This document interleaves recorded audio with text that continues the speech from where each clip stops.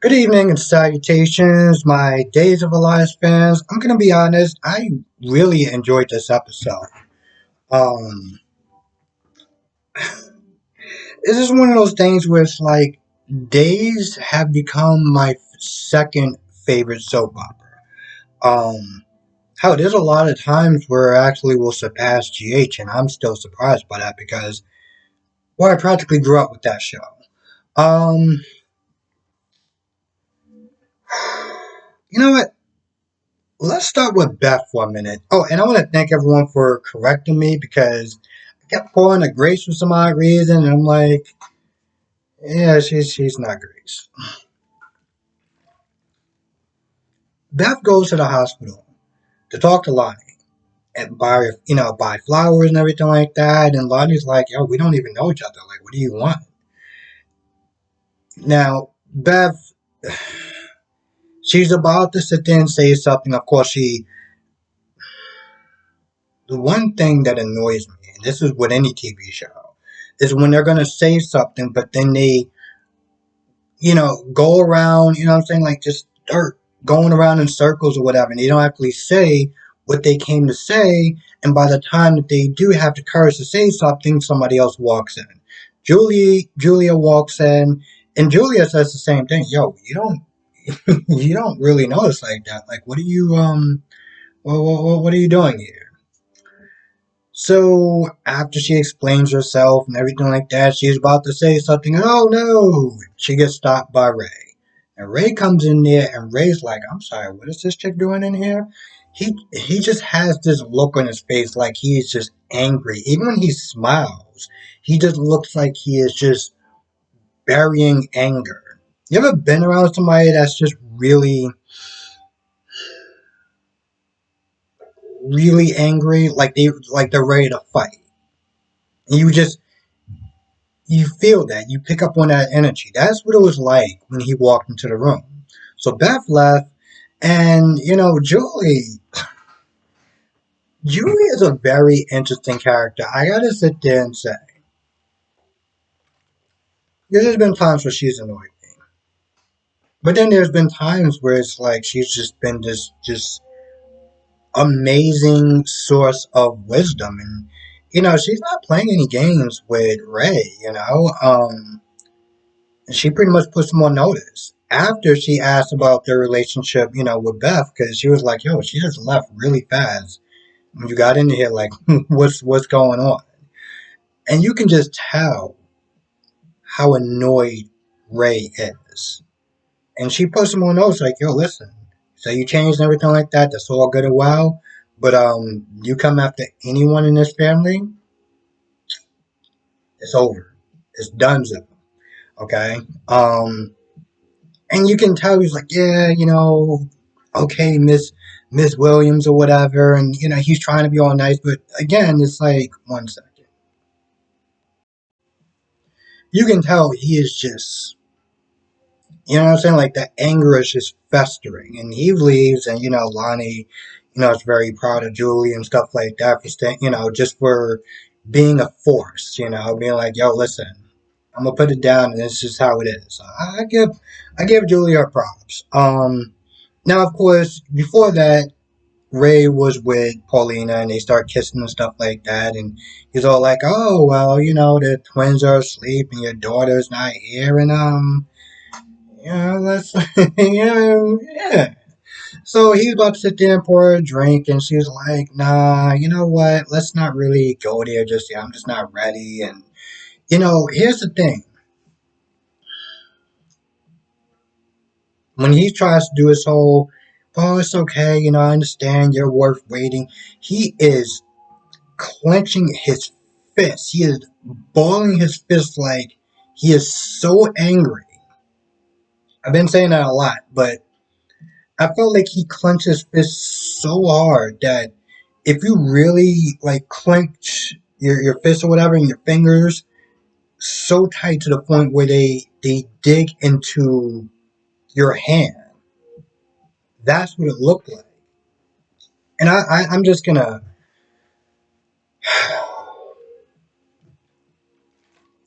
been saying this since this dude got here.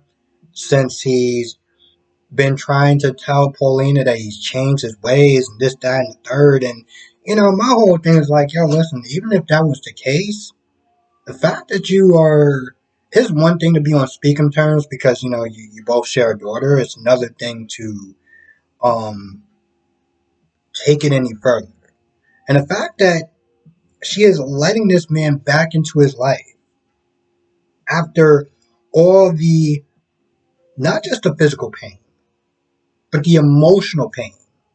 It's just, I don't even know where to begin on a level of, like, how could you let this man back into your life? Like, how could you do that? I'm trying not to make this a PSA. I really am. I just don't understand that. She's doing much better for herself. Her whole drive was because of him. Her whole drive to sit there and get successful, to have her own money, to be independent, to be her own boss, to be a boss, was because of him. It's like you leveled up. You leveled up.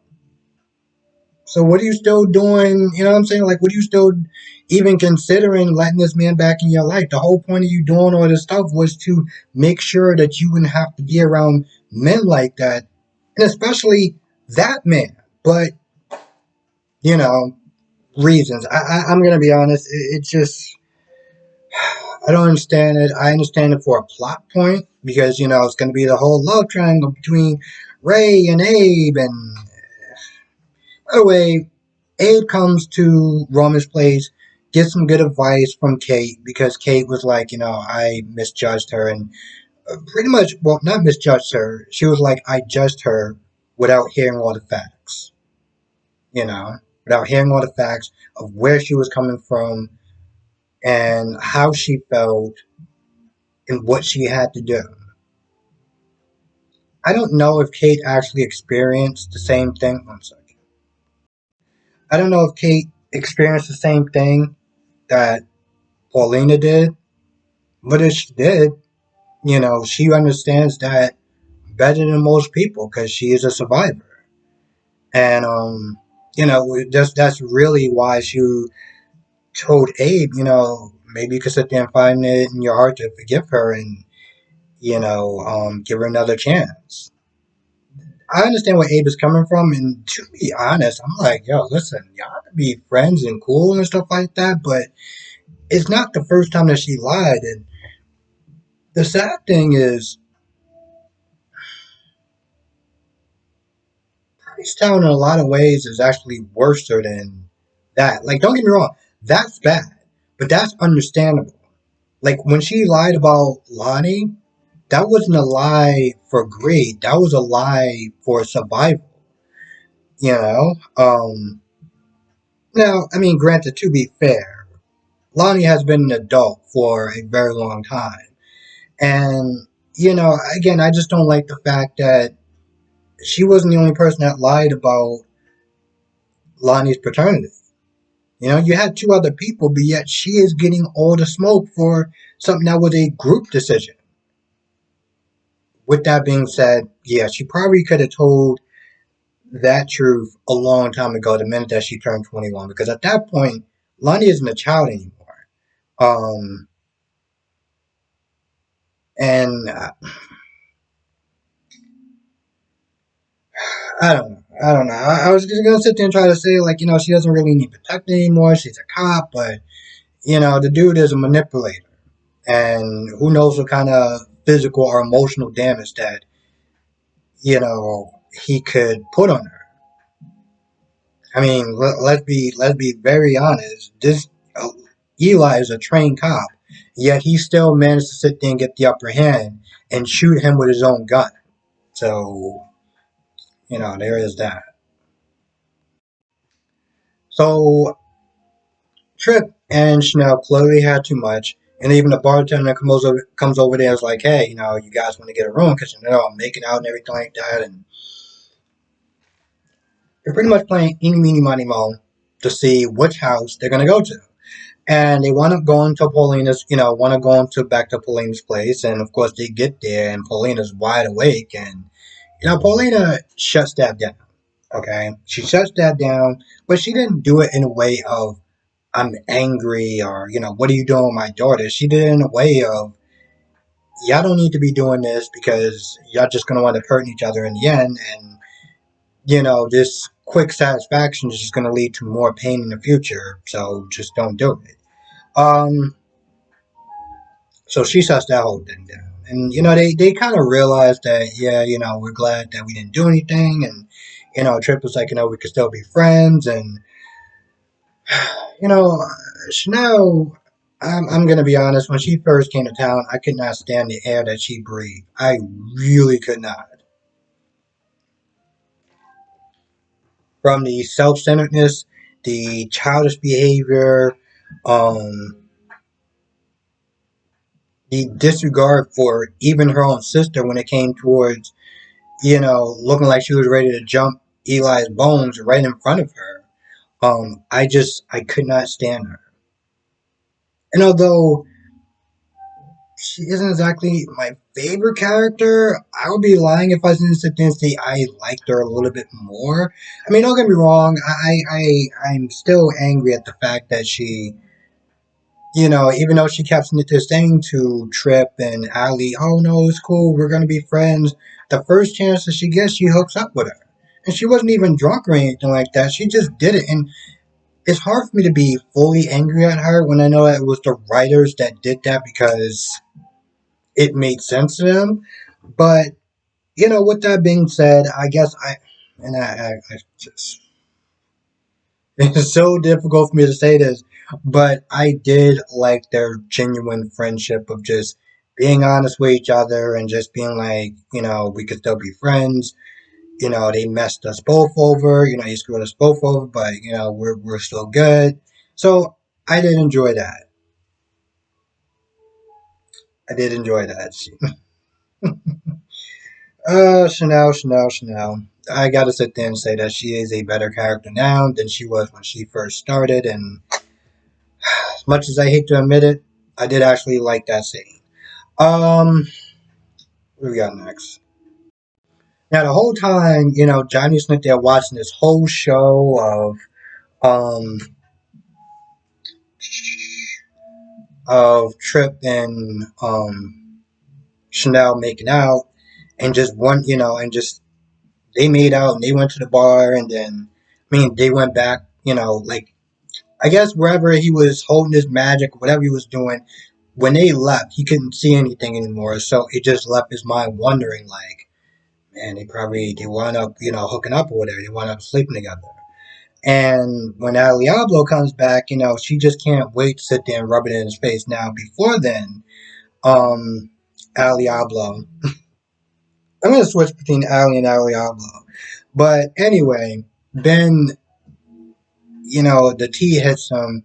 After a while, he noticed that there's something off between the fact that Ali showing baby pictures of Henry in a devil outfit, and even him sitting there being like, I don't remember you dressing him like that. Like, what's going on? And at this point, Ali's like, I'm not Ali. I'm the devil. And Ben tries to get up. Looking at this whole thing, I was like, Ben, let's just be honest. Even if you didn't have that T in your system or whatever she put in there, you still couldn't take her. You still couldn't take her fully awake at 1 o'clock in the afternoon. You couldn't take her. So I don't know what the hell you were thinking about doing, but anyway, doesn't work out. And Ali takes him to the mirror crypt and, chains him up and it's like, oh, I'm gonna sit there and take the baby and yada yada yada. And I'm just like, okay, we're still doing this because reasons. But I am enjoying this story, so I can't complain. Let's be honest, every time I don't have to sit there and see